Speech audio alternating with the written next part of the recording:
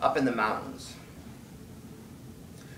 Over dinner, the professor tells us about the many papers she's published, the awards she's won, how the program she developed is being used by organizations around the world to help poor families work better.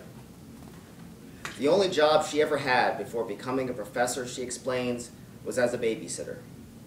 Now she lives up in the mountains, above the city where the pollution sits like stale soup in a plastic cup. How sad that she's never felt the heat of the furnace at the ceramics factory, or struggled to pull leaky bags of trash from office buildings, or inhaled the chemicals sprayed on lawns to keep them green. How sad to not know these things and still get published.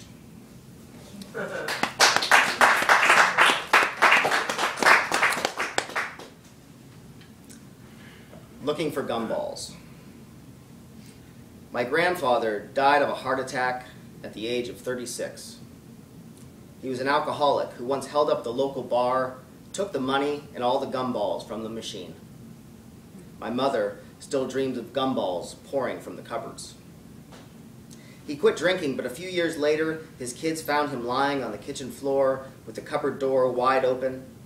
They thought he was looking for baking soda because they believed it could cure heartburn. Maybe, or maybe he was looking for gumballs.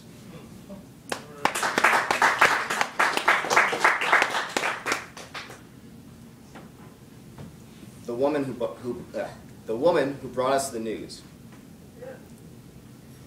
She sat on a wooden chair next to the television, holding an unraveled wire hanger in the air so her husband and children could watch the news and Saturday night TV without the interruption of white static. I sat on the couch with the rest of the kids, but didn't watch the show. I just stared at the blank face, trying to hold the wire perfectly still. And when it dropped, her husband's eyes would roll and flash like the screen as she apologized and steadied her ever-shaking hand. I watched her all evening, sitting on that hard chair as I quietly waited for the show to end so I could go home and forget about the white static and the woman who brought us the news.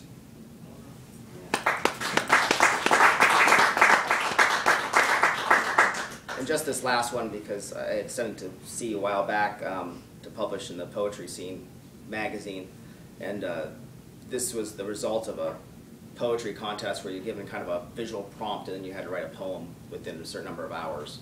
And this is the poem that I came up with. This is called Taste the Water. When he arrived at the refugee camp in Kenya, the missionaries stamped his birth certificate, Michael, his name and age lost along the dry roads running from Sudan, where his stomach shrunk and his throat cracked with thirst. Only a boy, Michael's parents died for the drops of holy water they sprinkled on his forehead, forcing him to run across a continent with hundreds of parentless boys praying for salvation to pour from the sky like summer rain. In the United States, Michael calls me teacher and tells me over the sound of my dripping faucet how the other boys would suck stagnant brown water from the morning mud to soothe the backs of their throats, only to find the grit of sickness. Finished, he shakes my hand and leaves me in the kitchen, staring at the silver neck of the faucet, the droplets forming like melted glass, then falling and shattering into a sea of smooth diamonds, rolling away, uncut, unspoken, and saving no one.